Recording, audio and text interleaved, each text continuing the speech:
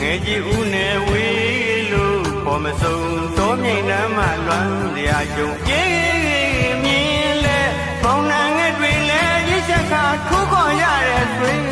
ရမြိုင်ကြောင်စုံပန်းဆန်းဆန်းခိုင်ခိုင်ချစ်သူကြိုက်မဲ့ပန်းကိုရွေးချဲလို့မောင်ခုကပေးမဲ့တွေးကမှန်းကလွမ်းရမြိုင်အခုတော့တယောက်တည်းရဲ့မှုတထားမြင်လဲပါသေး